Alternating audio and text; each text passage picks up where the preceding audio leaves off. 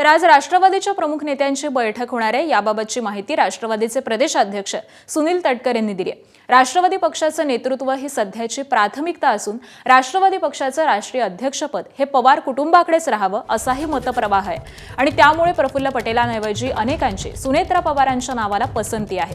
त्यामुळे सुनेत्रा पवारांकडे राष्ट्रवादीचं राष्ट्रीय अध्यक्षपद दिलं जाण्याची शक्यता आहे। तर दोन्ही राष्ट्रवादी एकत्र येण्याची प्रक्रिया ही देखील सोबतच सुरू होणार असल्याचं कळतंय।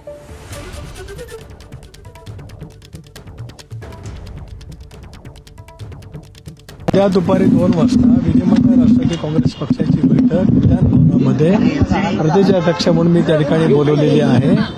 त्याला ते सर्व आमदार विधानसभा विधान परिषदे उपस्थित राहतील। त्याचबरोबर ती खासदार उपस्थित राहतील आणि यांच्या सर्वांच्या उपस्थितीमध्ये ती बैठक त्या ठिकाणी पार पडेल। विधिमंडळ पक्षाचा नेता निवडला जाईल, त्याची माहिती माननीय मुख्यमंत्री महोदयांना देण्यात येईल आणि त्याच्या संदर्भातला निर्णय मुख्यमंत्री घेतील। जिल्ह्यामध्ये सर्व पक्षीय शोकसभेचं आयोजन केलेलं आहे। सर्व पक्षाच्या नेत्यांशी माझं बोलणं झालंय। दादाचे चाहते जिल्ह्यामध्ये प्रचंड आहेत, परंतु ती शोकसभा करून त्या बैठकीला पोहोचण्यासाठी मी पक्षाकडे वेगळी मागणी केलेली आहे। एखाद्या वेळेस ते विशेष विमान पाठवण्याची शक्यता आहे। त्यामुळं मी असे विक्रम काळे साहेब असतील, राजूभाई नवगरे असतील, आम्ही सगळेजण मिळून त्या विमानाने मुंबईला जाऊ। एक तर खूप मोठं देशावर आणि आमच्या पक्षावर एक संकट आलंय आणि ते म्हणजे आम्ही कधी विसरू शकत नाही। दुसरं आता की नेतृत्व कोण करावं। आदरणीय पवारसाहेबांनी आतापर्यंत या राज्याला एक खंबीर असं नेतृत्व दिलं आणि त्याच आधारावर दादाने पुन्हा राज्याचं नेतृत्व केलं। आता नेतृत्व जे काय करायचं असेल तर त्या पवार कुटुंबानेच करावं लागेल, अशा प्रकारचं माझं स्वतःचं मत आहे। आणि आपण या सगळ्याच संदर्भामध्ये आमचे प्रतिनिधी मंदार गोंजारी यांच्याशी चर्चा करूयात। मंदार, जसं आपण मगाशी म्हणत होतो की अजित पवार यांच्या निधनानंतर एक मोठं आव्हान आहे की ते राष्ट्रवादीचं नेतृत्व आता कोण करणार।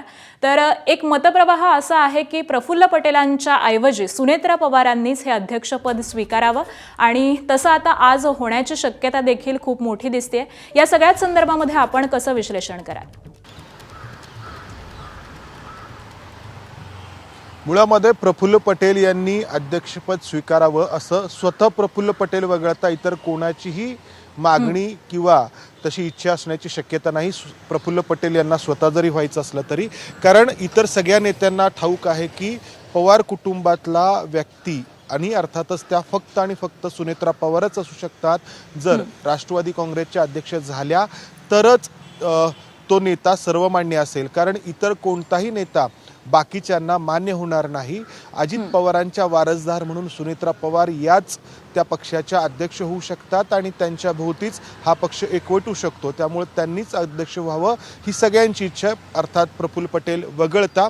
हा एक भाग। आणि दुसरा महत्त्वाचा भाग म्हणजे भारतीय जनता पक्षाची इच्छा देखील या ठिकाणी महत्त्वाची आहे, कारण अजित पवारांचा वारसदार आमच्या सोबत आहे हे दाखवण्यासाठी अजित पवारांच्या कुटुंबातील आणि त्या फक्त सुनेत्रा पवारच असू शकतात या उपमुख्यमंत्री पद देखील स्वीकारतायत आणि पक्षाचं अध्यक्षपद देखील स्वीकारतायत हे भारतीय जनता पक्षासाठी देखील दाखवण्यासाठी गरजेचं आहे। त्यामुळं सुनेत्रा पवार यांच्याकडेच ही दोन्ही पदं येणार, अजित पवारांकडे जी होती हे जवळपास निश्चित आहे, कारण इतर कोणते नेते दुसऱ्या कोणत्या नेत्याला स्वीकारतील या पक्षामधले अशी शक्यता नाही। आणि मी जसं म्हटलं की भारतीय जनता पक्षाच्या नेतृत्वाची देखील हीच इच्छा आहे की अजित पवारांचा वारसदार आमच्या सोबत आहे हे दाखवण्यासाठी आम्हाला सुनेत्रा पवार या पदावरती हवे आहेत।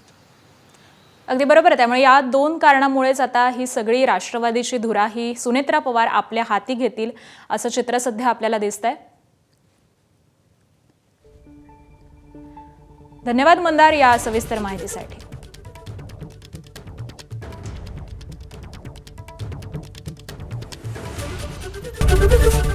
एबीपी माझा, उघडा डोळे बघा नीट।